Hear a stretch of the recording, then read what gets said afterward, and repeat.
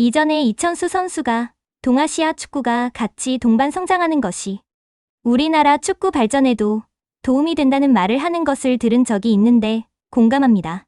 중국 신문 기사들 보던 중에 중국 신민원보의 관윤 기자가 올린 기사가 그들의 안타까운 마음을 표현하는 것 같아서 올려봅니다. 0대3 대패, 속절없는 패배, 넘보기 힘든 격차.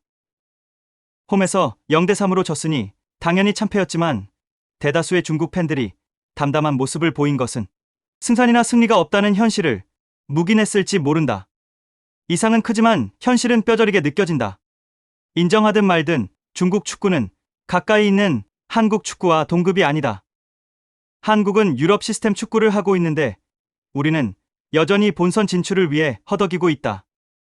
며칠 전 태국을 2대1로 꺾고 중국 남자 축구에 대한 열정과 희망이 되살아났다.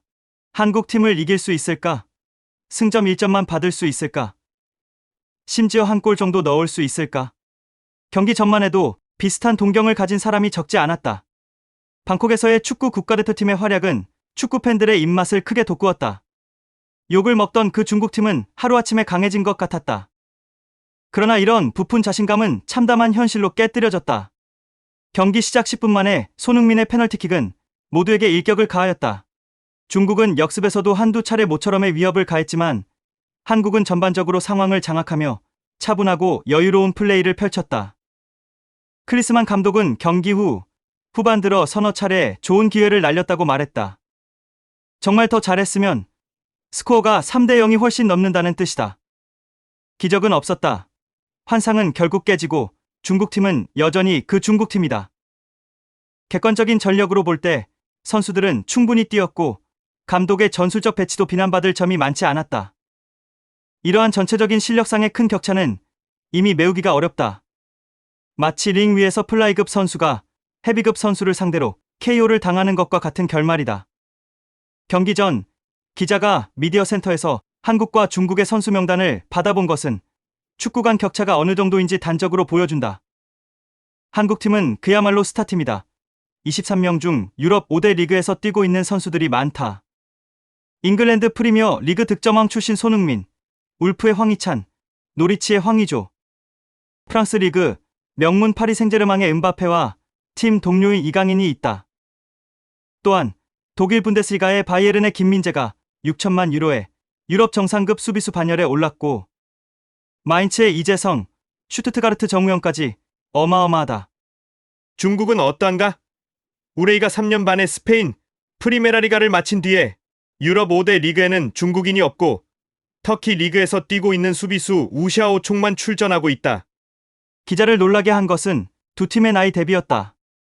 한국은 광저우 헝다에서 뛰었던 중앙 수비수 김영권이 1990년생으로 가장 나이가 많고 가장 어린 이강인은 2019년 세계 청소년 선수권대회 골든슈 수상자로 올해 파리 생제르맹에 입단해 국내에서 차세대 손흥민으로 불리고 있다.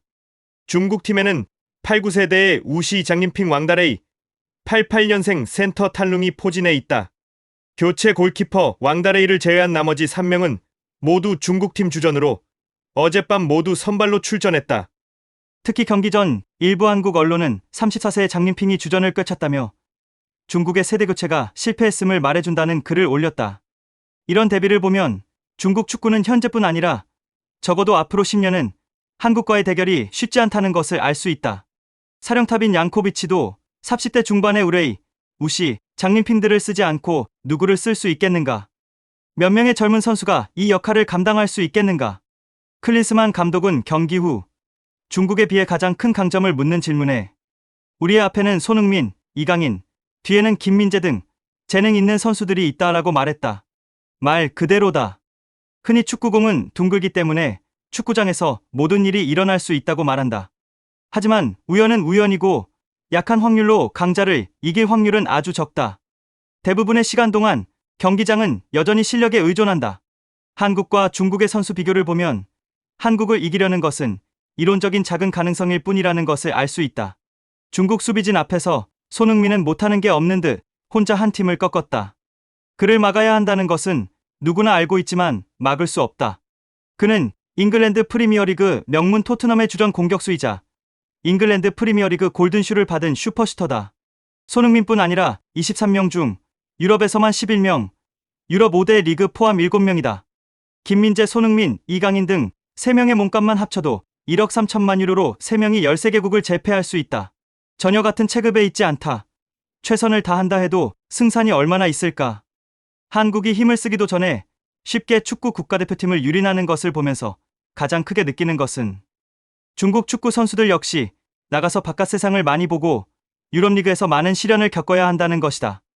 중국 축구는 손흥민이 더 절실하다. 그렇지 않으면 격차가 더 벌어질 수밖에 없다.